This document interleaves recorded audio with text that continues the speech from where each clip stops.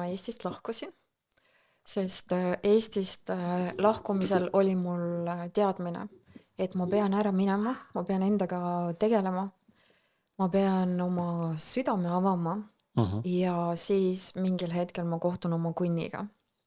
Ehk siis ma olin täiesti teadlikult võtnud suhetest aja maha ja ma 2,5 aastat ei tekitanud selles suhtes nagu mitte midagi ega lasknud tekkida. See oli selline hästi sügavuti endasse mineku ja kõigi siis nende missioonide täitmise aeg.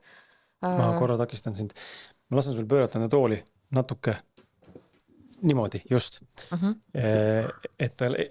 ma ei näe vaata igaks juhuks, et äkki sa olid liiga küljega.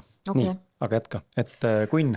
Ja siis kogu see teekond Eestist lahkumisest siis oli ettevalmistus kunniga kohtumiseks.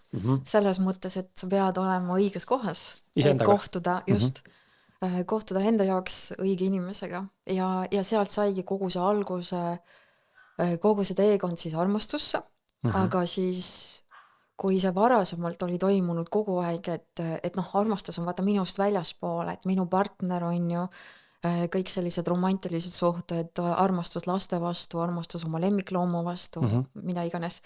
Et siis see teekond näitas mulle, et see kõik algab minust endast. Ja ma pean jõudma hästi sügavale enda sisse, oma enda armastusse, selleks, et ma suudaksin võtta vastu armastust ka väljaspoolt, sest me suudame tegelikult ju vastu võtta ainult nii palju, kui me ise ennast armastame. Ja me suudame teist armastada nii palju, kui me ennast armastame. Ja minus puudus täielikult enesearmastus. Kuna mu süda oli lukus, siis see tähendab seda, et mul olid sellised tugevad kaitsed ümber, aga ma kaitsesin ka ennast tunnete eest ja ma mingis mõttes kaitsesin ennast ka enda tunnete eest. Ehk siis kõik oli alla surutud, kõik oli välistatud ja mitte midagi ei toimunud põhimõtteliselt seal südames enam. Kuidas sa, sorry, sest enesearmastust sõnastaksid nagu paremini või kirjeldaksid veel, et kas see on nagu suhtumine endasse, on see mingi sisedialoog iseendaga, mis sa räägid, negatism või kuidas sa nagu seda nagu inimestele propageerid või nagu selgitad, et ma mõtlen, et minu jaoks see sõna enesearmastus jääb hästi kauaks. Ma ei saa üldse aru sellest. No see on tegelikult ka üks selline alusasju, mis selle teekonnal sa pead tegelikult ära lahendama. Sest see on vaata jällegi selline nagu murtud tsükkel, et me otsime väljaspoolt kogu aeg seda armastust, sest kõik inimesed tahavad armastust, aga tegelikult me peame kõigepealt seda ise endale andma. Aga me kasvame juba lastena üles niimoodi, et meile enamasti ei anta seda armastust. Ja kui antakse, siis antakse seda tingimuslikult. Et kui sa nüüd käitud niimoodi, siis sa saad auhinna, et sa oled nagu mingisugune pitsu, kes saab mingisuguse kondi, kui ta on nagu tubli pitsu, on ju. Või siis saab aita, kui ta ei ole tubli pitsu. Aga tegelikult see armastus peaks olema selline turvaline suhe, noh, lapsepõlves siis kõigi nende hooldajatega, kes meie ümber on, vanemad on ju ja nii edasi. Minul oli kõige suurem armastuse andja mulle minu vanaema ja mul oli temaga nagu hästi selline sügav suhe ja vanaema surm oli minu jaoks nagu hästi sügav raputus. Aga jah, armastus enda vastu, sellest ma ei teadnud mitte midagi nagu. See oli minu jaoks täiesti mingisugune umblu asi ja ma põhimõtteliselt ma seostasin seda egoga. Et kui keegi nüüd on, noh, räägib, kui lahe tegelane ta on ja nii edasi, on ju, et siis see on nagu enesearmastus. See oli minu jaoks kogu mõistmine sellest. Aga noh, see oli jällegi kõik selline väline, on ju, kuidas keegi üritab ennast põhimõtteliselt promoda väljaspoolt, aga see sisemine ongi nagu see enda sügav vastuvõtmine, et ma armastan ennast tingimusteta, no matter what, et ükskõik mis väline meie ümber on, mina olen nagu enda jaoks alati olemas, sest tegelikult mina saan olla ja pean olema enda jaoks see üks ja ainus eluarmastus, sest ainult mina või sina siis sinu jaoks on ju, oleme ju meie jaoks eluaeg olemas. Kedagi teist ei ole ja kedagi teist ei ole. Ainult me peame ise endaga koos eksisteerima ja kui see käib nagu, ma ei tea, läbi negatiivse sisekõne ja kui me ei ole ennast nagu aktsepteerinud, me ei usu endasse, ja kõik sellised asjad, siis seda tegelikult ju ei ole. Ja me põhimõtteliselt vihkame seda ühte inimest, keda me peaksime tegelikult armastama. Ja kes on siis see salakood või see mõnus võti, mis avab su elus ka tegelikult kõik muud väravad. Noh, a la romantilise suhte, on ju. Sest kui su süda on lukus, siis sa saad suhtesse samasuguse inimesega, on ju. Ja siis te saategi koos olla niimoodi, et on midagi pealiskaudset, aga see ei ole ju tegelikult nagu see armastus, mille poole me elus püüdleme. Aga jah, see sisemine on jällegi nagu see sügav sisemine töö nagu endaga ja kõiges enda nagu vastuvõtmine, aksepteerimine, endasse uskumine ja eriti just nendel hetkedel, kui sa oled nagu elu on sind löönud põlvili, kui sul on mega valus, kui sa oled kole ja sul on, ma ei tea, nägu ära nutetud ja sul on nii nõme olla. Ja sa ikkagi leiad nagu endas selle armastuse enda vastu, siis sa tunned, kuidas see kogu aeg nagu kasvab. Sinu süda avaneb ja sinu süda avaneb ka teiste suhtes. Sest minu näiteks esimene tingimusteta armastuse näitaja oli kass. Ja ma tema pealt nagu nägin, et noh, ükskõik mis mina olin, tema võttis mind sellisena, nagu mina olen. Tal ei olnud nagu seda, et kuule, et sa oled täna nii nõme, on ju, et sa ei meeldi mulle täna, et noh, tõmba ära, on ju. Vaid ta on nagu kogu aeg minu ühesugune. Headel aegadel, halbadel aegadel. Et põhimõtteliselt nagu selline ideaalne abikaasa, on ju. Et kui me abiellume, siis me anname selle lubaduse, et nii heas kui halvas. Aga enamasti keegi sellest kinni ei pea. Kõik soovivad ainult heas olla. Ja kui tuleb see halvas pool, siis on nagu goodbye ja thank you next.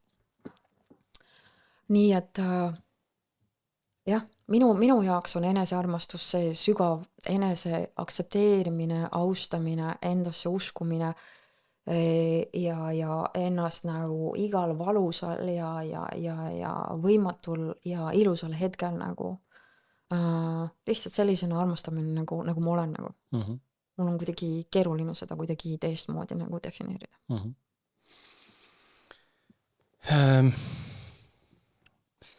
Sa arvad, mis on üks suurima põhjuseid, miks suhted täna purunevad? Ja mis on sinu soovitus, kuidas seda võib-olla vältida või kuidas vähendada seda suhete purunemise, ma ei teagi, arvu või tõenäosust? No vaata, see on tegelikult ka see, mis me just enne siin rääkisime, on ju, et kõik see pealiskaudsed suhted, mitte täielikult tegelikult pühendumine, soovimine, et noh, see on soovunelm, et meil ei ole kunagi kellegiga probleeme või on siis nagu thank you next, on ju, kohvrid ukse taha ja nii edasi. Sest tegelikult see tõeline suhe on see, kus sarnased inimesed, kes on sellel hetkel nagu sarnasel sagedusel, saavad kokku. Ja neis tekib see mingisugune ühine nimetaja ja siis nad hakkavad koos liikuma. Ja läbi hea ja halva nagu koos kasvades. Mitte niimoodi, et üks on siis nagu see vildakas partner näiteks, et kes peab endaga kogu aeg tööd tegema, sest kogu aeg on temas on ala probleem. Ja teine on siis see perfektne partner, et sellist asja ei ole nagu olemas. Et meie romantilised partnerid ja noh, üldse inimesed, kes meile elusse tuuakse, siis mingisugusteks etappideks on alati need peeglid, kes näitavad, milline on tema, selline olen ka mina.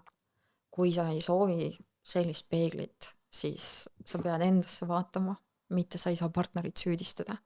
Ja see ongi see võti. Ja see on ka nagu see koht, miks me tegime selle ürituse. Et kui sa sellele üritusele näiteks tuled, sest sa tahad sellest kohast edasi liikuda, kus sul näod vahelduvad, aga need samad murtud tsüklid muudkui korduvad ja korduvad. Ja kui sa tunned, et noh, sul ei tule nagu seda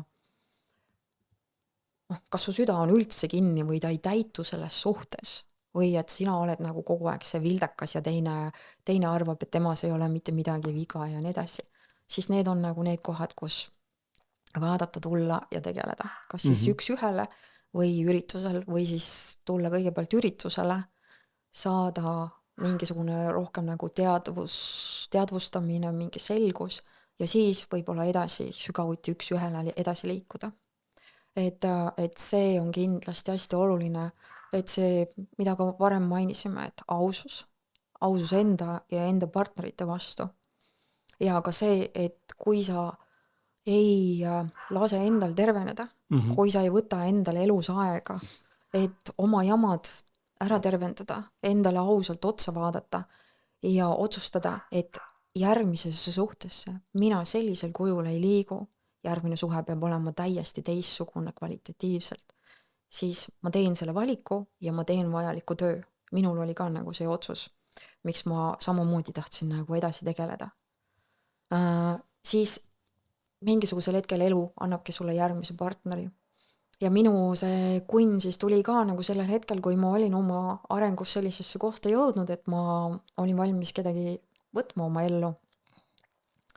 Ja see oli väga-väga transformatiivne, see tema saabumine, et ühelt poolt ma ei ole elus nagu kellegiga tundnud nagu sellist nagu lummust. Et see esimene kohtumine oli see, et me nagu tunnetasime teineteist, vaatasime, et mis me nagu elust arvame, mis me oleme teinud, mis meie põhimõtted ja nii edasi on. Ja siis mingisugusel hetkel oli see, et tead, nõjatud mõnusalt sinna toolile ja lased ennast lõdvaks, sest sa saad aru, et vau, ma olen kohtunud minu inimesega. Ta saab nendest asjadest aru ja see on mingisugune selline väga detailne või spetsiifiline asi, milles sul on nagu see ühine nimetaja selle inimesega. Ja siis tuleb nagu see light bulb moment, et nüüd on see juhtunud. Ja kuigi meie kohtusime tegelikult läbi Facebook datingu, mis on nagu väga-väga niisugune naljakas asi, kuidas nagu kokku saada, siis ma arvan, et me ei oleks muul kujul elu sees kokku saanud. Et erinevad rahvused, erinevad tegevusvaldkonnad, kõik asjad, pluss keegi ei hakka siin tänaval kellegiga kohtuses ju suhet arendama, on ju. Et Eestis on see ju välistatud põhimõtteliselt, et siis oleks ka see välistatud olnud. Ja üks meie esimesi, siis meie esimene pikk nädalavahetus koos oli siis selline, kus me istusime minu kodus diivani peal ja ühel hetkel me tundsime mõlemad, kuidas mingisugune kuuma tunne hakkab nagu üle keha minema. Ja see oli nagu meil mõlemal täpselt ühesugune. Ja seda me ei olnud nagu ise teineteisele tekitanud, vaid see tuli nagu ülevalt poolt. Ja siis meil mõlemal tuli nagu sellega teadmine, vau, me armastame nüüd teineteist. Ja see oli nagu see koht, mis muutis nagu absoluutselt kõike. Sest hästi-hästi raske oli nagu üldse eraldi olla. Ja kui me olime, siis siis elasid oma elu, aga kokku said, siis oli nagu see, et pumm, et täpselt sellised perfektsed tükid saavad kokku ja lähevad jälle koos edasi. Ja siis mingisugusel hetkel hakkasid tulema triggerid. Üks trigger ja teine trigger. Me tõime teineteises välja kõige valusamaid lapsepõlvehaavasid. Ja see oli räige. See oli väga valus. Me mõlemad eitasime mingisuguseid asju täielikult. Aga käisime teraapiates, tegelesime mingite asjadega, mis, kui need olid nii sügavad asjad, et ise ei saanud. Ja liikusime jälle edasi ja iga kord, kui meil see mingisugune suur purakas oli meie suhtes ära käinud, siis järgmine kord nagu kokku saades me olime täiesti teises kohas. Ehk siis iga kord toimus mingi tohutu transformatsioon ja me olime jälle nagu teineteisele lähemale jõudnud ja saavutanud midagi, mida nagu varem ei eksisteerinud. Et see oli küll nagu valus, aga see tõi alati nagu selle, et me ei sulgunud endasse, me ei jäänud selle valu ja süüdistamise kätte, vaid me tegime seda, mis me saime sellel hetkel teha ja liikusime koos jälle edasi. Et see andis nagu sellise meeletult hea nagu usalduse, et keegi on nagu sulle nagu nii lähedane ja oli see valu ja vaev on ju, aga aga see tõi ka nagu alati kaasa midagi, mingisuguse reward'i, mingi nagu auhinna. Ja peale seda oli asi nagu kõvasti parem.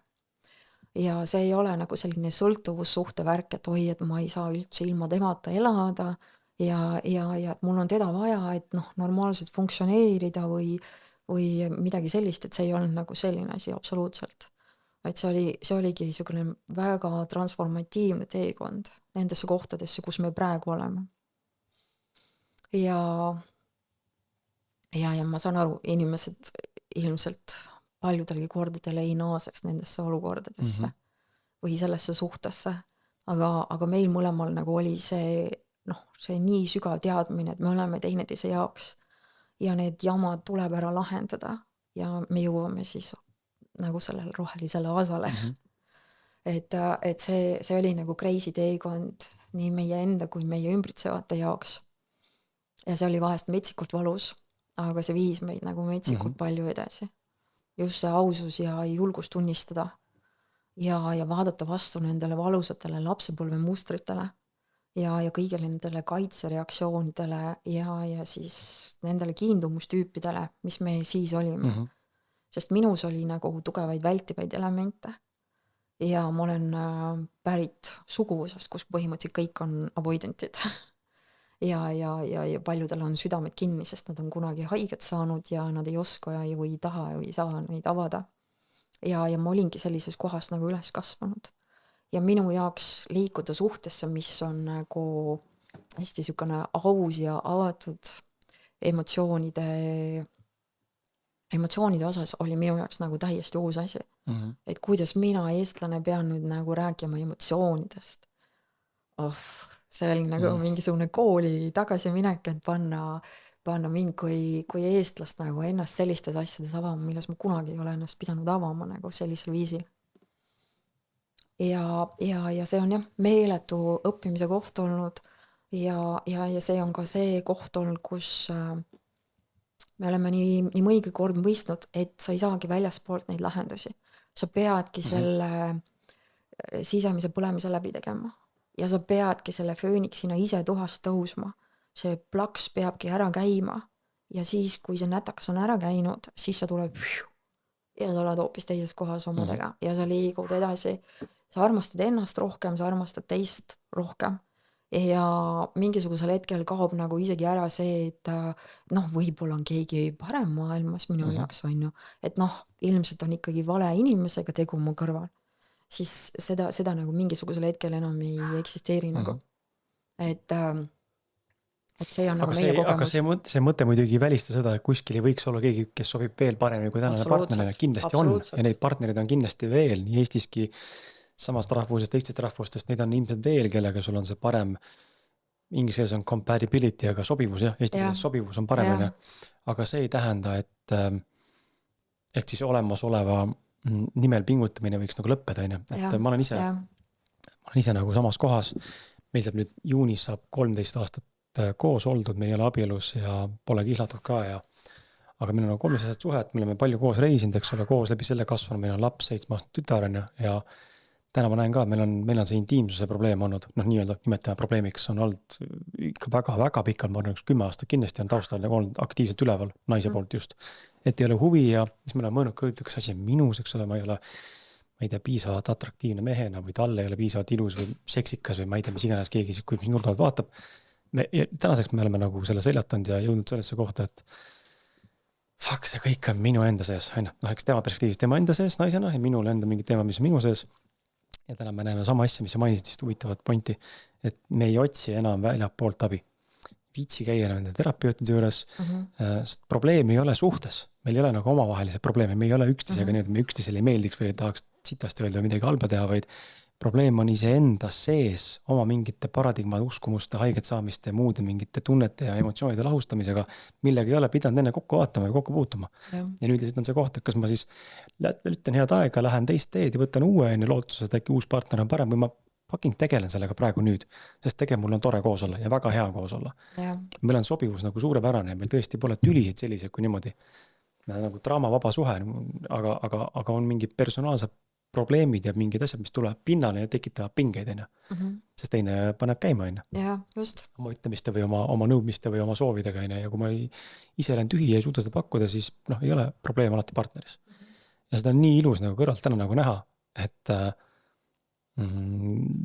kuidas kõik tegelikult taandub ainult iseenda seesmisele nagu maailmale ja sellele peegeldusele ja tundele, on ju. Kui mul on hea olla, siis on mul super olla.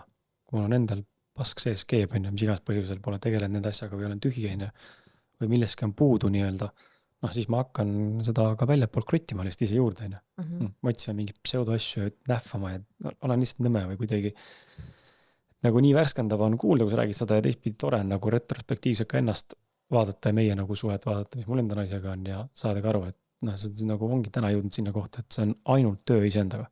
See tore on, kui on partner, kes saab sind toetada ja mõistab seda, et okei, sa ütlesid mulle praegu väga halvasti või et meil tekkis mingi olukord, aga see ei ole tegelikult kuidagi mind ega sind süüdistav, vaid see on su enda asi, mis tuleb ülesse. Ja ma tahan olla toeks, nii mina suudan. Aga paljud ei jõua sinna. Sellepärast meil ongi see üritus ka loodud, et aidata rohkematel inimestel sinna jõuda. Sest tegelikult minu jaoks nagu selle ürituse inspiratsioon oligi see, et ma olen viimasel ajal kuulnud hästi palju valusaid suhtelugusid. Selliseid, kus tehaksegi teineteisele nagu haiget, sest nagu tahetakse olla suhtes, aga samas ei taheta ka. Et kui näiteks ütleme, keegi on olnud 6 aega kellegiga suhtes ja swipe'ib endiselt Tinderit. See on probleem. Ja siis partner küsib, et come on, mida sa teed, näita mulle ajalugu, et palju sa päevas siis kasutad seda, on ju. Siis sellest tuleb nagu probleem, et miks see sinu jaoks probleem on, et ma Tinderis käin. Aga kuidas saab üldse selline asi probleem olla, on ju. Et sa kas valid minu või siis sa lähedki edasi.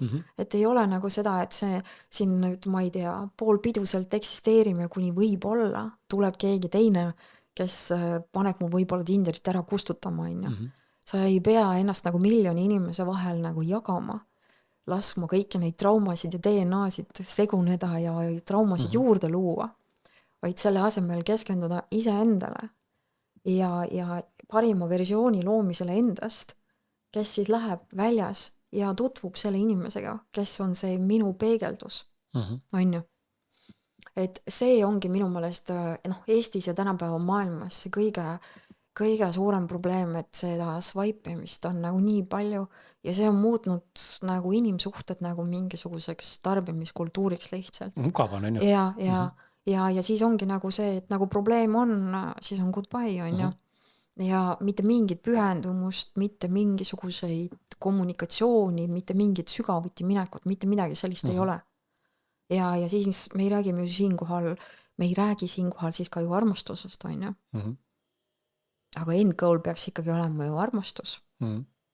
Mitte lihtsalt oma keha jagamine mingite inimestega, kes mulle praegusel hetkel natukene sobivad. Aga ma alati jätkan nagu otsinguid, et võib-olla leian sobivama matchi, on ju. Et ma ei kujuta ette, kuhu sellised kohad nagu lõpuks mentaalselt välja võivad viia või ka nagu kehas. Ei tea. See on väga crazy. Ja sa kujutad ette, kui sul on siis kõrval see inimene, kes tahab sinule pühenduda, aga sa lihtsalt paned ta paika ja sa tekitad temast sellise trauma, et peale seda järgmise partneriga ongi tegemist sellise korraliku vältijaga, sest ta teab, et naised on nagu sellised, on ju. Et kindlasti vaatab ka nagu edasi, otsib mingit paremat ja mina ennast ei ava, on ju. Ma tean, paljudel meestel on see muster sees. Ja ma ei saagi nagu öelda, et ma ei saa sellest aru. Ma saan meestest väga hästi aru. Ja ma saan vahest meestest rohkem aru, sellepärast, et minu mees on nii palju ennast minuga jaganud. Et ma saan sellest loogikast aru ja ma saan aru, mis mustrite, ootuste, vajadustega mehed nagu liiguvad ja mis neid nagu painab. Ja et naised ei ole kindlasti mingi inglikesed, et naised teevad meestele metsikult palju haiget. Ja see ongi kogu see inspiratsioon selleks ürituste sarjaks, et panna mõlemaid nagu mõtlema, et mida me siis elus siin tahame. Ja kas me tahame neid partnereid pidevalt jagada, kas me tahame oma partneri jaoks olemas olla ja kui me tahame, siis kuidas seda niimoodi teha, et see valusate murtud tsüklite ahel lõpuks nagu läbi saaks katkestatud. Et see on nagu see end goal tegelikult. Ja kuna me ise oleme kogenud seda, siis on meil ka hästi kerge seda edasi anda, ka läbi siis meie külalise esinejate, kes on samamoodi meeletult valusad teekonnad läbi teinud ja kannavad oma missioone praegu jällegi uhkusega ja aitavad inimesi edasi. Siinkohal üleskutse, me enne rääkisime bonessensa.ee leheküljest, et suundu sinna, seal on sul kasutamiseks siis selle ürituses, mis on tulemas 25-26 aprill oli või? Jah, just. Just, et Bon Chris on siis see kood, annab sulle -10% nende üritustele ja -20% üks-ühele rannakutele, kui sind huvitab, siis palun tule ja osale, aga sul on käes ahjusoojad, trükist tulnud kaardid, mis nende kaardidega on? Need kaardid on üks selline jumaliku juhatuse inspiratsioonist sündinud kaardisari, et mul on neid nüüd päris tegelikult juba mitu pakki, et kodus on olemas ka üks meestesari veel, mis on veel selline natuke timmimisel. Siis 2 aastat tagasi tuli mul siis esimest korda selline download, et ma pean neid kaarte hakkama tegema. Ja minu teekond ja need jumalikud sõnumid või juhatused, mis minuni jõuavad, peavad siis ka inimesteni jõudma, et neid sellel teekonnal inspireerida, motiveerida, aidata, panna neil need lambid peas põlema mingite kohtade peal või anda lihtsalt nagu seda mõistmist, et mis on see tänase päeva sõnum või mis on praegu oluline. Et siis need sellised mõnusad näitame korra sinna kaamerasse ka ilusad illustratiivid. Ja on sellised ingliskeelsed.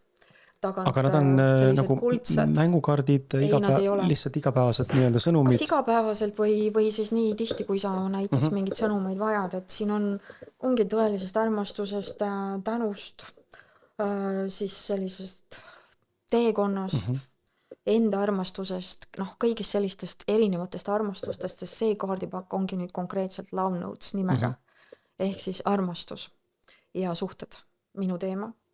Ja siis tagapool on siis midagi olulist, midagi sügavat taipamist või siis downloadi, mis on siis minuni jõudnud ja siia pandud, et see inspireeriks, aitaks, liigutaks, et sa läheksid võimalikult sügavalt selle sõnumi sisse ja mõtestaksid enda jaoks selle kaardi lahti. Mitte lihtsalt ei rapsiks sealt neid erinevaid välja võtta, et ma soovitakski sul täna võtta ka ühe välja ja vaadata, mis see sinu sõnum on. See uus on siis nüüd, mis see on nüüd eesti keeles ja 78 koodi. Sinu hinge rännakuks. Siuksed ilusad, roosad, värvilised kaardid. Ma võtan siit ühe täitsa suvaliselt. Ja, võta, vaata, mis see tänane sinu sõnum on. Nii, meil on siis kood number 20. Terviklikkuse kood. Näed siis. Sa oled juba terviklik, mitte midagi ei ole vaja juurde lisada, ainult eemaldada kihtidena see, mis pole sina. No. Kuidas tunne on? Kõnetab küll, jah. Ikka läheb täppi. Absoluutselt, Et see on tegelikult ju vaata osa sellest, mida sa just rääkisid. Et see sama see suhted ja nii edasi on ju. Et sina ju ei ole nagu kuidagi poolik. Sinu naine ei arva, et sina oled poolik, sina ei arva oma naisest, et tema on kuidagi nagu poolik või millengis mõttes faulty on ju. Ja see kood ongi nüüd see, kus sa peaksid nagu sügavuti minema enda sisse, enda südamesse ja mõtlema, mis on nüüd see sõnum või ka see trigger või mis sinu jaoks nagu selle koha pealt üles tuleb. Sest mingisugune põhjus oli see, miks just täna tuli sinule see kaart välja. Ja minul tuli näiteks kevadpuhastus enne. Et mis on ka nagu ülimalt aktuaalne, sest ma olen just plaaninud nüüd lähiajal maksapuhastust läbida. Ja see on ka väga hea koht, kus siis nagu selline kevadine release teha oma peakeses. Et kevad on ju alati selline uute asjade sündimise ja siis vanast lahti laskamise teema. Ja Bonessensa on ka täpselt sellel õigel ajal tulnud, et siis minu poolt nagu anda kõike seda, mis on sellel kevadel siis nüüd sündinud kogu sellest pikast teekonnast, mis on õpetanud mind põhimõtteliselt lahti laskma ja jõudma siis oma selle tõelise essentsini. sest buon essenza tähendab hea essents ja kuna siis erinevad need ladina maad on nagu minu jaoks sellise olulise mõjuga olnud, siis kuidagi see buon essenza kõlas nagu minu jaoks nagu täpselt selle perfektsena. Ja sealt kõik see asi riburada looma hakkaski, et kui ma olin sellesse õigesse kohta küpsenud oma missiooni. Kui palju sa ise usud seda või tahaks sinu mõtteid kuulda, et võtame nagu suhted ja alamteemaks võtame privaatsus või siis siuke läbipaistvus ja looride taguse nagu näitamine või et ei ole üldse mingi filtrid. Väga palju praegu, kuna ma vahepeal ka sotsiaalmeediat ikkagi lappan, eks ole, mis iganes põhjusega, siis meelelahutuseks või mingisuguse inspiratsiooni saamiseks, mul viskab ette minu pärast ühte samad teemat kogu aeg ja nii huvitav on näha, kuidas kommentaar on täis inimesi, kes minu maailmavaatega üldse nagu ei, ma loen ja mõtlen nagu, et millest me nagu räägime, et kuidas see saab olla nagu probleem ja ma panen see kategooriasse nagu pseudoprobleemid, kus me kisume suhtes üles nullkohtadest mingeid täiesti mingeid absurdsed asju, aga üks konkreetne näide on privaatsus. Mul on see seal praegu filmiga, sul on laua peal telefon. On ju? Jaa. Kui palju sa üldse lubad või näitad oma telefoni sisu oma partnerile? Ja see küsimus just tuleb selle koha pealt, et mis igas vastus on, et siis ma ei hakka sugu vastanduma, aga mina nagu, mida ma näen ka veebis on see, et väga tihti inimesed ütlevad, et ei no ma olen siin, ma ei tea, 10 aastat koos olnud ja me armastame lapsed ja abielud ja värgid ja või mis iganes, mis tahes suhe on, aga et telefoni ma küll oma partnerile mitte kunagi ei näita, oma telefoni tema kätte ei anna, ei ta ei saa kunagi minu klahvilukku ega midagi teada. Ja siis ma loen, mõtlen nagu, et mis asja, nagu naine võib mul ära võtta täna telefoni ja olla sellega 4 päeva tahab, ilma ma enda telefoni näeksin. Mul ei ole midagi varjata seal. It's just a phone. Nagu, et mul ei ole midagi varjata, et minul tekib see koht, et kui sa ei suuda nagu telefoni lubada või anda nagu kasutusse, usaldusprobleemid ja minu küsimus tekib see, mis sa varjad, mis sul on seal, mida teine partner näha ei tohi, et mis on see privaatsus, mida sa varjad oma parima sõbra või sõbranna eest, kellega sa oled otsustanud minna siis pühendunud suhtesse teadlikkusse kohta, kus on avatud kaartidega olemine, mida sa nagu varjad, tahaks kuulda sinu mõtted, et mis sa sellest arvad ja võib-olla veel mingid on sul tuua või on veel mingid pseudo sellised teemasid, kus tegelikult on näha nagu, et issa, kui pseudo see on, mille pärast tekivad tegelikult tülid. Jah. No see on tegelikult vaata jutu jätk sellele samale kohale, et kas üks partner näiteks soovib pühenduda ja teine siis svaibib nagu edasi, et jätkates siis oma otsinguid ja keeldub siis avamast oma seda ajalugu. Et siis see on ilmselgelt nagu räige usaldusprobleem on ju. Ja põhimõtteliselt teise inimese ära kasutamine on ju. Aga telefon, ta ongi tänapäeval nagu selline meie nii oluline selline käepikendus ja seal peab olema nagu see usalduspartnerite vahel, et ei kisu mina oma mehe käest telefoni ära ja tema ei kisu minu käest, aga mul ei ole seal nagu midagi varjata, aga sellega on nagu alguses mingisugused teemad olnud, et mul näiteks see harjumus, et ma panen oma telefoni ekraani allapoole, sest näiteks õhtul öösel ta näiteks vilgub seal, siis on nagu mingi tulede mäng käib.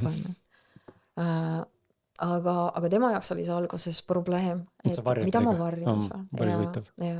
Ja see on ka nagu selline natukene loll asi, et vahest võtavad ju ka sinuga inimesed ühendust, kes on kuskil sinu ajaloos olnud, on ju. Ja ongi võib-olla vastassugupool. Ja see võib tekitada probleem.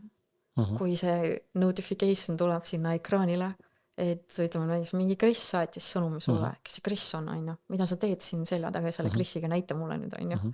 Ja siis nüüd ongi see, et mis mina nüüd teen, et kas ma nüüd tõmban siis ekraani lahti ja näitan või ma lähen nagu kaitsesse ja hakkan nagu lahingut pidama ka siis, kui mul ei ole tegelikult mitte midagi varjata, aga lihtsalt mulle nagu ei sobi see lähenemine, on ju. Et seal on tegelikult hästi palju nüansse ja selliseid asju, et mida omapoolselt nagu läbi mõelda. Et aga jah, mul ei ole ka nagu sellega mitte mingisugust teemat, aga ma ütlen niisugused naljakaid asju, et isegi ma ei tea mingisuguseid pilte võib näiteks nagu iPhone'ile vaata see mingisugune värk on ju, et hakkab sul mingeid vanu pilte näitama mingisugusest arhiivist on ju.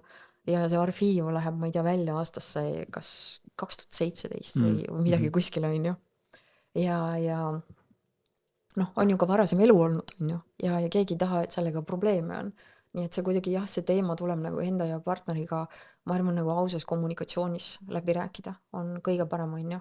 Aga see ongi see koht, vaata, kui ma olen sinu partner ja nüüd sul on tal telefon tagurpidi ja ma näen juhuslikult, et keegi X mees kirjutas midagi, teadmata tegelikult, miks ta kirjutas ja kellega mingi diil on. See ma trigerdan juba. See on minu probleem.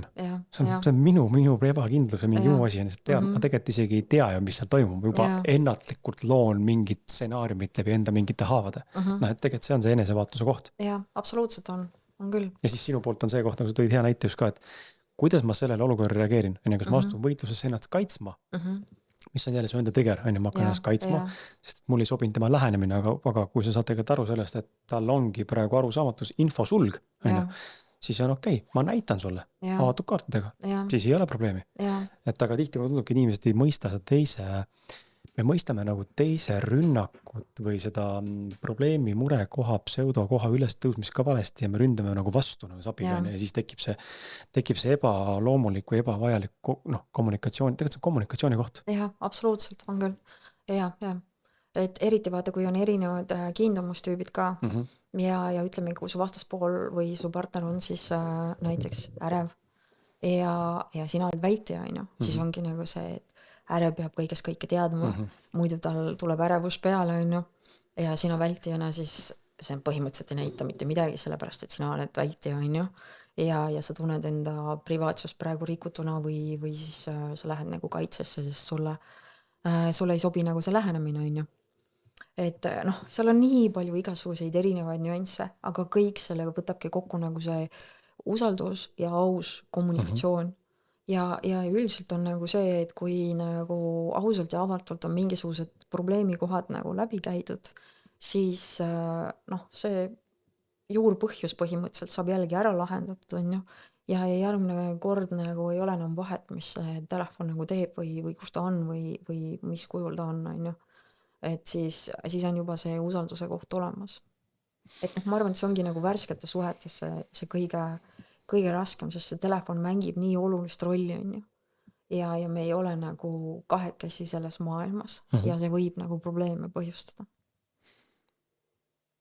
Me rääkisime enne sellest, et me valime uue partneri ja lähme uute partnerite juurde ja lootus, et see on parem ja mis sa arvad, mis on see muster? Miks me valime samu partnereid? Miks me astume samasse ämbrisse, kus me saame täpselt samamoodi haige, kus meid koheldakse võib-olla täiesti üks ühele varem või hiljem, et alguses võib-olla kõik on ninnu-nännu tõre ja siis järsku tuleb välja ikkagi see terrorist nii-öelda partnerina. Miks me astume samasse ämbrisse ja kuidas seda tsüklit nagu lõpetada teadlikult? Mul endal elukaaslasel on see näide, et eelmises suhtes oli siis ju 5-6 tagasi, et enne mind siis oli ta saanud nagu kõvasti haiget ja ta mäletab selgelt, kuidas ta oli saanud haiget mitu korda juba ja tal tuli nagu teadlik otsus, et rohkem ma ei luba endaga sellisel viisil käituda. Rohkem ma sellised suhted kogeda ei taha. See otsus tõi minu mõne mõttes, aga see otsus ka sulges teda. Ja ka mina pean täna tegema tööd selle poolega teda avada, sest et see on suletud. Ta on suletud emotsionaalselt ja intiimselt. Ja see on olnud paras nagu pähkel, et teda avada ja ta teab seda. Aga me oleme näinud, et sellel otsusel, sel selgel otsusel enda sees tuli nagu varjatud külg kaasa.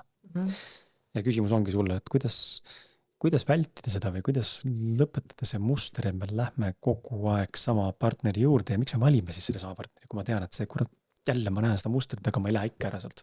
No see on see, mis ma enne rääkisin, et lahendamata teema on ju. Et nii kaua, kuni meil see teema ei ole lahendatud, me saamegi neid erinevate nägudega, aga samade teemadega partnereid, kes tulevad meile näitama, mis meie teema on. Ja me peame seda inimest tegelikult võtma nagu tänulikkusena kui portaali mingis mõttes, et ta on meie ellu tulnud, aitamaks meil edasi liikuda. Väga raske on teha seda. Absoluutselt on. Aga see ongi jällegi vaata see ausus, et sa julged endale otsa vaadata ja öelda, et mul on see probleem, on ju. Et tema ei ole selles süüdi, see on minu sees. Ja siis sa teed selle valiku, kas sa jääd sellesse tsüklisse edasi, sa ei tervenda seda ära või sa tervendad selle ära ja sa liigud edasi. Ja kas sa siis liigud edasi selle partneriga, sest tema on valmis ka edasi liikuma. Sellepärast ta vaata sulle peegeldaski, on ju. Või tema tahab jääda sellesse murtud tsüklisse ja ta jääb sinust maha. Et sellepärast ongi vaata osad inimesed, kes meie ellu tulevad, nad ongi hästi ajutised ja selles ei ole nagu mitte midagi halba, sest kõik on oma teekondadel. Mina annan midagi sulle, sina annad midagi mulle ja sellest toimub mingisugune kas või väikene transformatsioon, mingisugune taipamine, mis iganes. Ja see on nagu võib-olla piisav selleks, et me võib-olla elus kunagi rohkem ei kohtu, aga su elu on igaveseks muutunud. Ma võin tuua näiteks sellise näite, et kuidas hästi minu energia avab nagu hästi palju inimesi ja aitab neid edasi liikuda. Et kui ma olin siin paar aastat tagasi ja jõudsin oma teekonnal Itaaliasse. Itaalia on minu jaoks selline väga eriline, ülitoetav ja selline maa, mida ma nagu jumaldan. Ja ma maandusin seal siis, ma sõitsin sinna Portugalist. Ja jõudsin sellisesse kohta 30 minutit autosõitu Veneetsiast, nagu Treviso. Ja jõudsin siis ühte hotelli ja hotellis siis üks adminidest nagu tundis, et ta peab minuga nagu koheselt rääkima hakkama. Ja ta oli nagu minu kõige parem sõber esimesest hetkest, kui me kohtusime ja ta rääkis mulle põhimõtteliselt oma terve eluloo ära lähima 15 minuti jooksul. Ja kõik see minu see kohalolu ja see peegeldus ja kõik see oli tema jaoks nii sügavalt transformeeriv, et ta sai aru, et see töökoht ei ole tema jaoks, ta lahkus sealt ja ta hakkas elama oma unistuste elu, tehes seda, mida ta tegelikult tegema peab. Et see näitab nagu tegelikult seda, et need mõned päevad, mis me nagu omavahel kohtusime ja need 2 sügavat vestlust, mis me omavahel pidasime, olid tema jaoks nagu täiesti piisavad, et oma elu täielikult muuta, edasi liikuda. Ja see ei tähenda nagu seda, et mina oleks nüüd kuidagi halb või et ta ei taha minuga enam suhelda, vaid me lihtsalt täitsime need missioonid teineteise elus. Ja tema suunas mind jällegi edasi mägedesse, Santa Croce piirkonda, mis on siis üks Dolomiitide algus ja ühe üliägeda mägijärve äärde, kus ma siis järgmised nädalad elasin mingisuguses hästi ägedas majutuses ülimalt fantastilise Itaalia perekonna juures. Ma olin nii tänulik, sest ma ei oleks ise sinna elu sees jõudnud. Nii et me mõlemad nagu aitasime teineteise transformatsioonidel toimuda väga põgusa kokkupuutega. See on huvitav, ja niisugust asju, selliseid asju ei saa ka ette mõelda ratsionaalselt. See ei ole lihtsalt see lihtsalt toimub. Teinekord on isegi nagu see, et sa lähed, ma ei tea, toidupoodi on ju, ja kassapidaja hakkab sinuga nagu rääkima ja tekib mingi hullult hea vibe nagu kas või ma ei tea, paar minutit on ju, mõlemad on nagu täielikult liftitud, sa saad poest ära, sul on nii hea tuju on ju, sa näed, tema istub seal, on naeratava näoga on ju, ja meie mõlema elud on jälle nagu hetkeks vähemalt nagu täiesti teised. Et see on nagu nii äge, kuidas elu lihtsalt veeretab meid inimestega kokku või tulevad meie ellu mingid ägedad inimesed.